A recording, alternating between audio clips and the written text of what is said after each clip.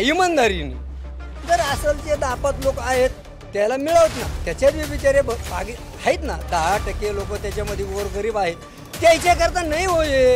हे फक्त पैसे घेऊन राजकीय करता हे चाललेलं आहे, याचं दुसरं काही चाललेलं नाही. राजकीय क्षेत्राकरता याचं काम चालू आहे. चालला मागल्या वेळेस तुम्ही माझी क्लिप घेतली, किती चालला तुमचा मीडिया, याचं ध्यान करा तुम्ही.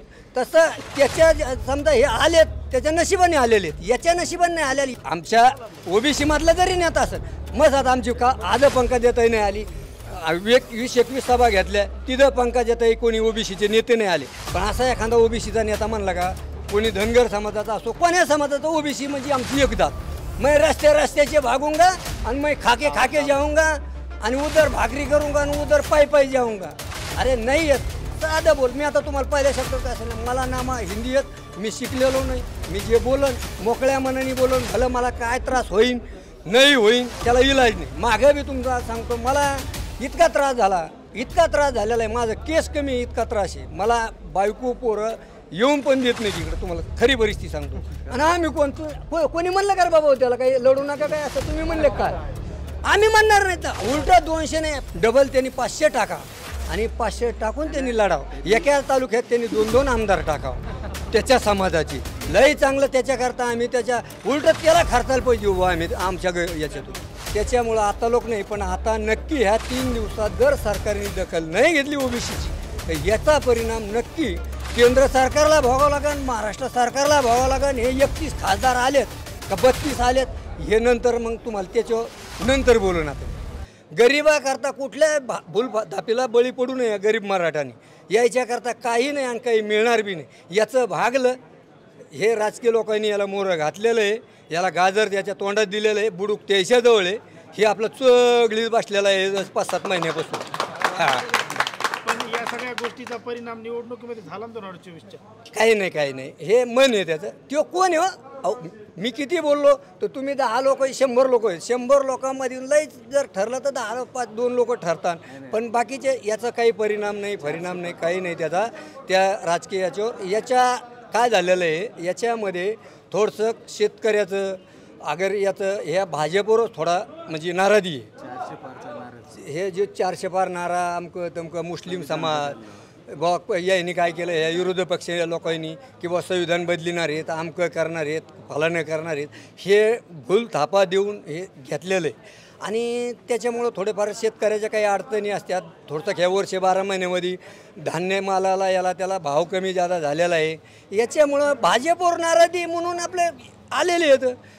पण जे खासदार निवडून आलेत ते म्हणतात की आम्ही त्यांच्यामुळे निवडून आलो म्हणून. कोणामुळं? 100% सांगतात जरांगे पाटलांचा फायदा झाला आम्हाला. अहो मग मला तुम्ही सांगा, माझ्या जातीचे जर असले तर तुम्ही मला काय म्हणणार आहे किंवा नाही आम्ही बटुळेमुळंच आम्ही आमचा मीडिया चालला. मागल्या वेळेस तुम्ही माझी क्लिप घेतली, किती चालला तुमचा मीडिया, याचं ध्यान करा तुम्ही. तसं त्याच्या समजा हे आलेत त्याच्या नशिबाने आलेले आहेत, याच्या नशिबाने नाही आलेली. जो ओबीसी की बात करेगा विषय काही नाही, त्याच्या पुढंही राजकीय याच्यावर पुढं काही नाही. हे फक्त काय चाललेलं आहे वरून राजकीय एकूणाचा सल्ला आहे. देवेंद्र फडणवीस असू द्या किंवा तो एकनाथ शिंदे असू द्या, हे जी मराठा जी आहे ना, मराठा लोभीनी पूर्ण केंद्रापासून तर महाराष्ट्रापर्यंत ठरलेलं आहे. आणि हे देऊ घेऊ यांना फक्त काय करायचं आहे, हे 18 पगड जाती हे कायमच्याच आशा ठेवायच्यात म्हणून हे शहाणपणा त्याचा चाललेला आहे. पण आता लोक काय झालं तर 5-7 महिने भरपूर समाजाने आमच्या 18 पगड जातींनी 12 बलुतेदारांनी ऐकून घेतलं, समाधानीने ऐकून घेतलं. कुठं आम्ही आतापर्यंत सांगा कुठल्या किती आंदोलन झाले आमचे, कुठल्या एखाद्या समाजाला डाग लागन किंवा एखाद्याला आर्गी तुर्गी बोललं आमच्या ओबीसी मधलं जरी नेता असेल मग आता आमची का आज पंकजाताई नाही आली, 20-21 सभा घेतल्या तिथं पंकजाताई कोणी ओबीसीचे नेते नाही आले. पण असा एखादा ओबीसीचा नेता म्हणला का, कोणी धनगर समाजाचा असो कोण्या समाजाचा, ओबीसी म्हणजे आमची एकदात. ह्या समाजाचा कोणी म्हणला का की बाहेर तिच्याकडे ती नाही आली म्हणून मी बघतो, याच्यासारखं हावर मारून मेरे माको बोलावता हे तर नाही केलं ना मी. काय को बोला ना, अरे तुझ्या पद्धतीने तू कर, तू कशाला सांगतो यो नाही आहे का तर मै देखता, अरे हिंदी आहे ना तुला.